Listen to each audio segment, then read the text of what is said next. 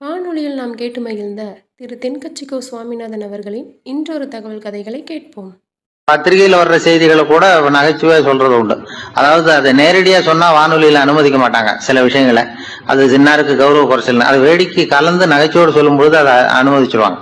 அப்ப அந்த விசாரணை கமிஷன் அது இது நிறைய நடந்துகிட்டு இருந்தது. டெல்லியில இருந்து அமலாக்க பிரிவு அதிகாரிகள்லாம் வராங்க போறாங்கன்னு பத்திரிகையில அமர்க்கலப்பட்ட இடம். அந்த நேரம் நான் ஒரு ரேடியோவில் ஒரு செய்தியை தயார் பண்றோம்.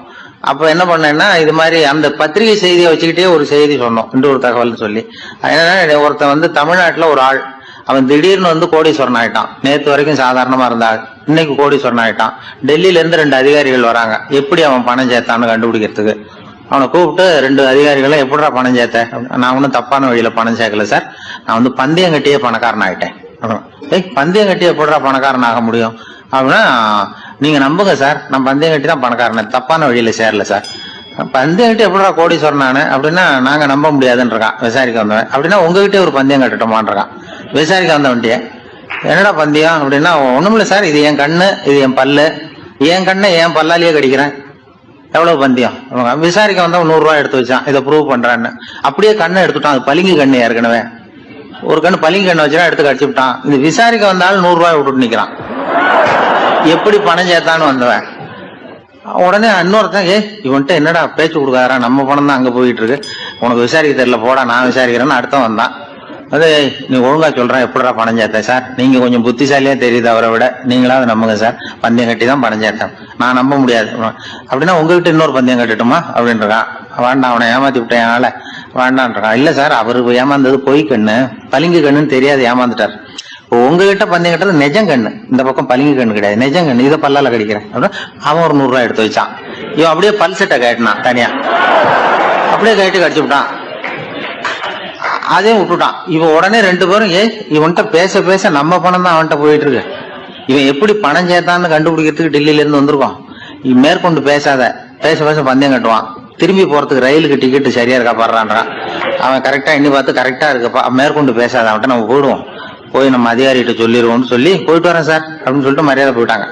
போய் டெல்லியில பெரிய அதிகாரிகிட்ட போய், சார் அவன்கிட்ட விசாரிச்சு பார்த்தோம் சார், தமிழ்நாட்டுல பந்தயம் கட்டி தான் பணம் சேர்த்தேன்னு சாதிக்கிறான், எங்ககிட்ட ஒரு 200 ரூபாய் வாங்கிட்டான் சார் அப்படின்னு. அவருக்கு கோவம் வந்துட்டுது. இந்தியாவுக்கே தலைமை அதிகாரி, இதுக்காகவாடா நீங்க இருக்கீங்க, எத்தனை பேர் இருக்கீங்க உங்களை மாதிரி ஜூனியர் ஆபீசர்ஸ் நம்ம ஆபீஸ்ல இந்தியா பூரா விசாரிக்கிறதுக்கு அப்படின்னா? 30 பேர் இருக்கோம் சார். 30 பேருக்கு அனுபவம் பத்தாது, நான் இந்தியாவுக்கே தலைமை அதிகாரி, அனுபவம் ஜாஸ்தி, உங்களுக்கு ட்ரைனிங் கொடுக்கணும் எப்படி ஒருத்தரை விசாரிக்கிறதுன்னு.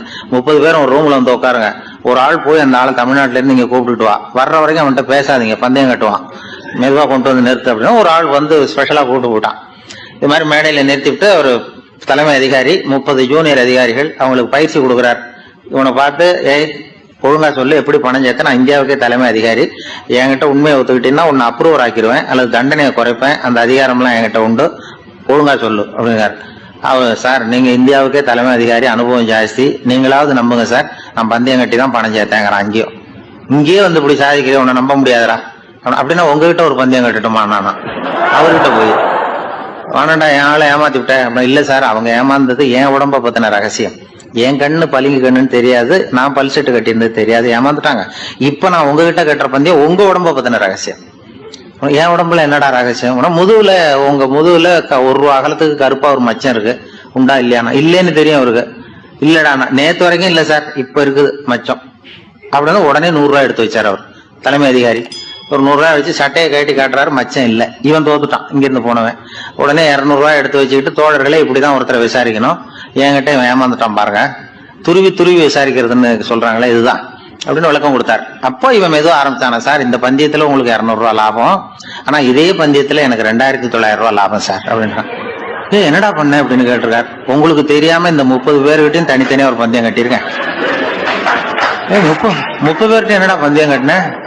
ஒண்ணும் இல்ல சார், உங்க எல்லாரும் முன்னாடியும் உங்க மேல் அதிகாரியை சட்டையை கேட்ட வைக்கிறேன், உங்களுக்கு பந்தயம் கட்டினேன், போயிட்டு பூரா எனக்கு 2900 ரூபாய் லாபம். அவரு பார்த்தாரு, அதிர்ச்சி ஆயிட்டாரு. தலைமை, சார் நீங்க போங்க சார் அப்படின்னு சொல்லி ஒரு ஆளை கொண்டு போய், சாரை கொண்டு போய் மரியாதையா பக்கத்து ரூம்ல விட்டாங்க. இனிமே அவர்கிட்ட யாரும் பேசாதீங்க வாங்கன்னு சொல்லிவிட்டு, அதுக்கப்புறம் தோழர்களே, இவர் பேச ஆரம்பிச்சாரு, தோழர்களே இனிமே யாரும் தமிழ்நாட்டு பக்கம் விசாரிக்க போகாதீங்க, நீங்க யாராவது போறதுன்னா மத்திய பிரதேசம், உத்தரப்பிரதேசம், இப்படி எத்தனையோ பிரதேசம் இருக்கு, போயிட்டு வாங்க, தமிழ்நாட்டுக்கு மட்டும் போகாதீங்க, ஏன்னா அங்க போனா நம்ம பணத்துக்கு ஆபத்து வந்துருது அப்படின்னு சொன்னாருன்னு இந்த கதையை ரேடியோல சொன்னேன். இந்த கதையை உண்மை சம்பவமா சொன்னா அனுமதிச்சிருக்க மாட்டாங்க.